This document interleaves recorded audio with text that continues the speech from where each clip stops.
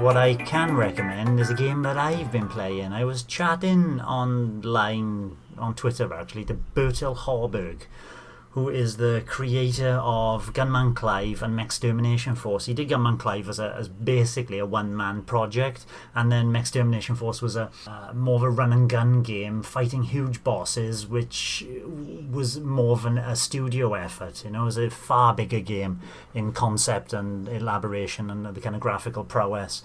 So this is his third game, basically, not discounting basically Gunman Clive 2, which is the sequel to Gunman Clive, which was more colourful than the original. And he's gone for that aesthetic like Gunman Clive in this game. It's called Super Punch Patrol. It's released this week on Thursday, on the eShop, September the 17th. Came out very cheap, £4.49 on there. And it's a classic old school side-scrolling beat-em-up with simple controls. And it's, like I said, it's got that aesthetic of everything's drawn with what looks like a biro, you know? The good guys, everything is like a white piece of paper in the background. And the background details are all drawn in black lines. And then the main characters, you and your co-op partner, because you can have two-player local, no online at all, fighting together. They're drawn in like a blue biro. And all the bad guys then are in red biro. And it's unique style of Bertil Horberg, but very, very solid. And even with his simplistic controls, you know, like B button jumps, Y button attacks, and then you can link things together for simple combos. You know, you press the Y button 3 times in a row to do a 3-hit combo.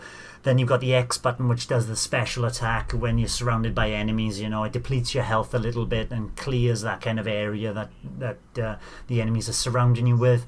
But it's also got I love Final Fight, and it basically plays like Final Fight, with the double tap of the controller to the left or right makes you dash, you know, start running, and then you can link that with your attack button to do a lunge attack. But the kind of little quality of life things that he's added is that you can now double tap up to roll up the screen, and double tap down on your L stick to roll down, and those act then as like a dodge roll maneuver, which you'll need because it does get a little bit challenging toward the end of the game. 5 levels in total, that's all. Like I said, it's got a small price, it's a small game, fun for what it is. But you can also, when you jump in those old games, you were locked into the jump. Here you got a little bit of control over the jump, and you can jump left, right, and you can jump up and down into and away from the screen as well, which makes it very handy for dodging some of the impossible to dodge moves. You know, you got some men, for example, fat guys rolling across the screen. If you time your attack right, you can hit them, but that's very, very difficult. But if you do a jump, you can quite easily dodge out of the way if you're quick enough. Nice. Yeah, so those little quality of life improvements do add something to this kind of old school beat 'em up. And what's evident right from the moment you load it up is how smooth it is. It runs solidly at 60 frames a second. There's no slowdown whatsoever throughout the game, whether I played it in single player or 2-player with my son. It's at full 1080p docked, 720p handheld, so it's using the full resolution of the screen, 60 frames a second. I like the art style, as I said, and it just looks wonderful on the screen, you know. I suppose other quality of life improvements over old kind of Final Fight and Streets of Rage. Sometimes you have, you know, you hit an enemy off screen, and then you would be waiting ages for the enemy to come back. Oh, yeah. That still occurs. What doesn't happen sometimes in those games as well is that you'd be walking towards an enemy, and the enemy would be backing off to get a bit of space, and then they back off the screen completely. They don't in this. They back off until the edge of the screen and stop there.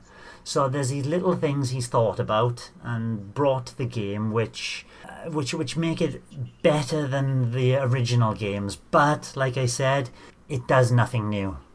It is an old school fighter. It feels like an old school fighter. For example, you can't compare it to something like Streets of Rage 4, which you love. But I compare it very, very favourably to beat 'em up games of yesterday. Yeah. Additional things, it's got 3 characters you can play as. Each one has an unlockable costume. I think each character has 5 unlockable costumes. And for example, the one of the characters, Anders Punch, who's like a Mike Hager clone, the big, beefy, burly guy. And he starts off, he's got a tie around his neck like Donkey Kong. I don't know if he's throwing Donkey Kong out there, and he's got handcuffs. It's a bit camp in what he's wearing. And then his second suit then is a full suit, and the third suit then he's in a jockstrap, and that's it. It's like it is risque in places as well. One of the female characters moves in kind of classic Streets of Rage and Final Fight. She'll grab you, bend you over, and give you a good spanking. So there are moments of comedic element in there as well. And the variety of enemies is good. There's about 30 different enemy types in there. Wow. So you'll be seeing a lot. I don't know if he's counted bosses, because you get a boss. For example, the boss of the end of the first level is this aquatic man. And then he reappears as a clown in later stages, but not as a boss, as just a street thug. So yes, there's reusing assets to. I wonder if he counts that as a kind of enemy character as well. But the variety in levels is, it's nothing breaking the bank or visually stunning. You go through streets, you go down into the sewers, you go inside a train like an MRT. MRT is Taiwanese, the underground system. Into a hotel, there's a fight in an elevator as usual. Those fights that the elevator stops on a level and then people come in and you carry on fighting. Finished by the executive suite of the final boss. Bosses are varied, little unsurprising, but a lot of them will go down after multiple attacks. What keeps you coming back is, if you play in a normal mode, you've got very limited credits and very limited lives. That's what makes the game very difficult.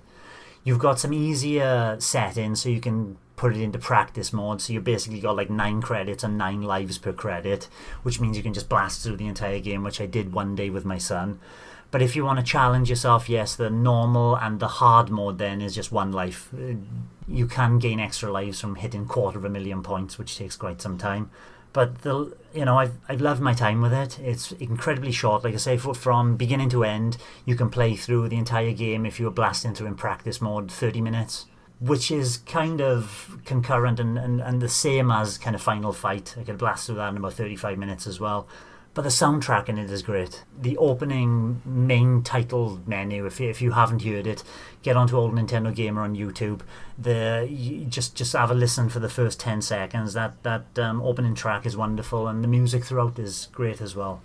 I recommend it for the asking price. And definitely if you like side-scrolling beat-em-ups as much as I do, definitely worth your time. Cool. And in terms of value, obviously it's what, $4.49 or something? Yes. Or that Capcom beat 'em up bundle regularly $7.99. Yeah. How does it stack up? And Capcom beat 'em up having. I know it's a bit unfair. Yeah, because Capcom beat 'em up having 6 or 7 games in there. Yes, the value when that's half price of $7.99 is far, far better. But still, for a new game, yeah, a new beat 'em up, and I do like the design ethos behind it.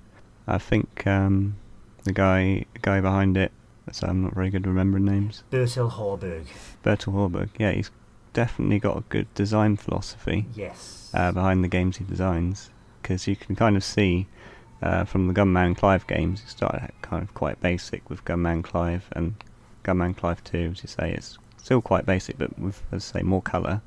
And I think that's what he's aiming for here with with this game. And I think he did state that if this game does well, then he'll then work on a sequel that will be colorized. And I think, although the style's good, it draws it apart from other entries in the series. I think a fully colorized version would probably look fantastic, and with a few more improvements, I could see a sequel doing like even better than this style potentially.